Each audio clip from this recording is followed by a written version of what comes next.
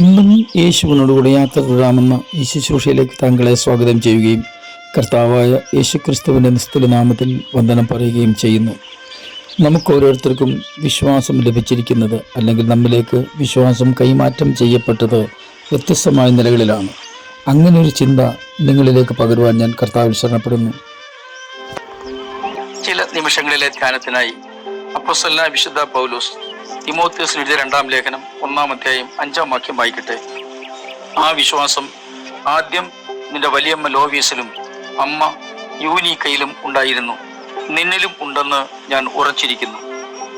വിശുദ്ധ പൗലോസ്ലീഹ തൻ്റെ ശുശ്രൂഷയിൽ ലഭിച്ചിരുന്ന അനേക ശിഷ്യന്മാരെക്കാൾ, അല്ലെങ്കിൽ അനേക വിശ്വാസ സമൂഹത്തെക്കാൾ വളരെ സ്നേഹിച്ചിരുന്ന ഒരു വ്യക്തിയാണ് തിമോഥെയോസ് എന്നത് അപ്പോസ്തലന്റെ തന്നെ വാക്കുകളിൽ നമുക്ക് മനസ്സിലാക്കാൻ കഴിഞ്ഞിട്ടുള്ളതാണ്.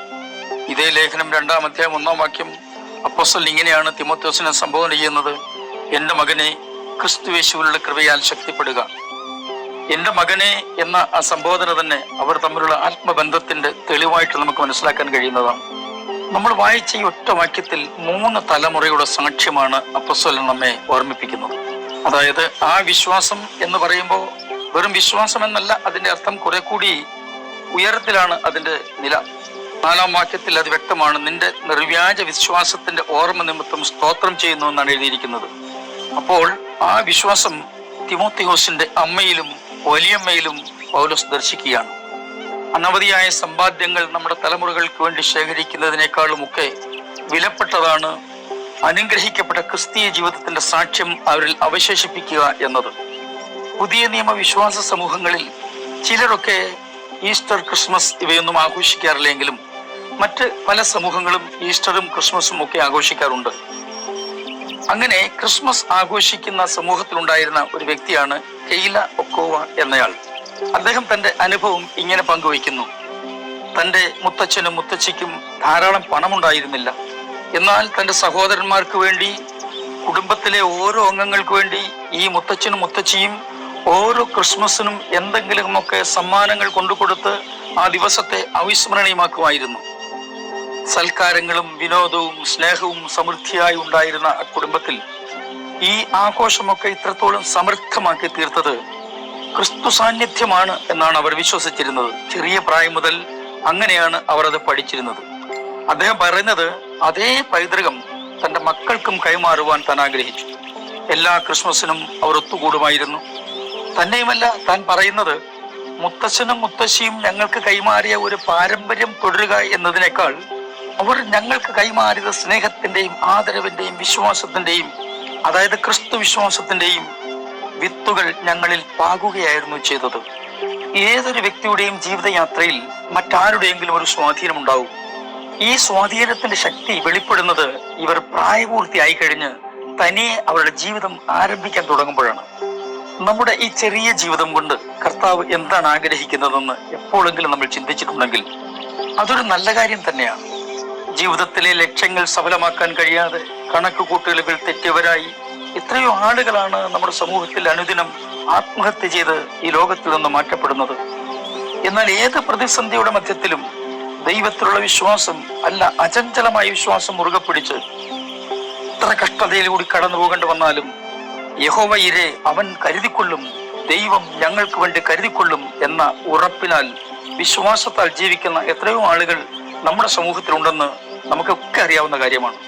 ഇപ്പോൾ വായിച്ച 5-ാം വാക്യത്തിന് ശേഷം 6-7 വാക്യങ്ങളിൽ ഇങ്ങനെയാണ് രേഖപ്പെടുത്തിയിരിക്കുന്നത്: അതുകൊണ്ട് എൻ്റെ കൈവയ്പിനാൽ നിന്നിലുള്ള ദൈവത്തിന്റെ കൃപാവരം ജ്വലിപ്പിക്കണം എന്ന് നിന്നെ ഓർമ്മപ്പെടുത്തുന്നു. 7-ാം വാക്യം: ഭീരുത്വത്തിന്റെ ആത്മാവിനെ അല്ല, ശക്തിയുടെയും സ്നേഹത്തിന്റെയും സുബോധത്തിന്റെയും ആത്മാവിനെ അത്രേ ദൈവം നമുക്ക് തന്നത്. ചിലർ വിചാരിക്കും, എന്താണ് ഈ കൃപാവരം? എനിക്ക് കൃപാവരമൊന്നും ഇല്ലല്ലോ, എങ്ങനെയാണ് കൃപാവരം ഉണ്ടെന്ന് അറിയുക? ഇത് കണ്ടെത്തുന്നത് എങ്ങനെയാണ്? ഇത് ജ്വലിപ്പിക്കുന്നത് എങ്ങനെയാണ്? എന്നൊക്കെയുള്ള സംശയങ്ങൾ അനേകരിലുമുണ്ട്. ചിലർക്ക് ഇങ്ങനെ ഒരു കാര്യം കേൾക്കുന്നത് പോലും ഇഷ്ടമല്ല. അപ്പോസ്തലൻ തിമോഥെയോസിനോട് പറയുന്നത്, എൻ്റെ കൈവയ്പിനാൽ എൻ്റെ ആത്മാവിനെ നിന്നിൽ പകർന്നു എന്നല്ല, എന്നിലുള്ള ദൈവത്തിന്റെ കൃപാവരം ജ്വലിപ്പിക്കണം എന്നാണ് പറയുന്നത്. അതായത് ഏതൊരു ക്രിസ്തു വിശ്വാസിക്കും പുറത്തുനിന്ന് ആരുടെയെങ്കിലും സഹായത്താലല്ല, മറിച്ച് ഓരോരുത്തരിലും ദൈവം ഇത് പകർന്നിട്ടുണ്ട് എന്നാണ് ഈ വാക്യത്തിന്റെ അർത്ഥം.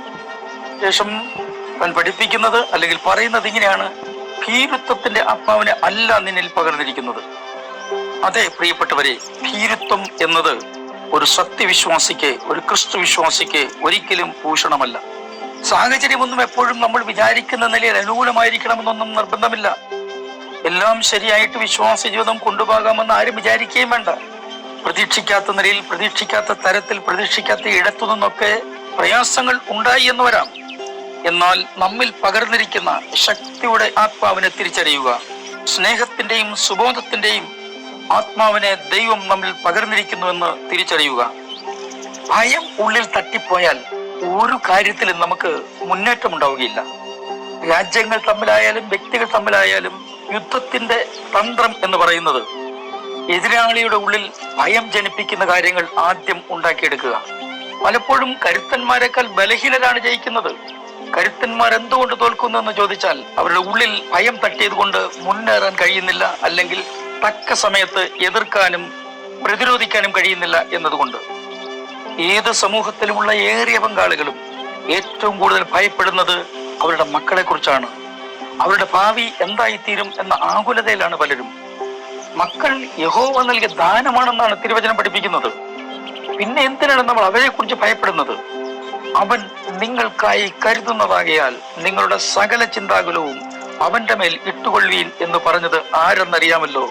സകല ഭാരങ്ങളും വഹിക്കാൻ കഴിയുന്ന സർവശക്തനായ ദൈവം തന്നെയാണ് പറഞ്ഞിരിക്കുന്നത്. ആകയാൽ നമ്മുടെ ഭാരങ്ങൾ കർത്താവിൽ സമർപ്പിക്കാം. ഞാൻ നിങ്ങൾക്ക് വേണ്ടി പ്രാർത്ഥിക്കുന്നു. സ്വർഗീയ പിതാവേ, അങ്ങയുടെ കരങ്ങളിലേക്ക് അടിയങ്ങളെ സമ്പൂർണ്ണമായിട്ട് സമർപ്പിക്കുന്നു. ജീവിതത്തിൻ്റെ അവസാന നിമിഷം വരെ അങ്ങയിൽ ആശ്രയം ജീവിപ്പാൻ ഞങ്ങളെ സഹായിക്കണമേ. യേശു ക്രിസ്തുവിൻ്റെ അൻപുള്ള നാമത്തിൽ തന്നെ ആമേൻ.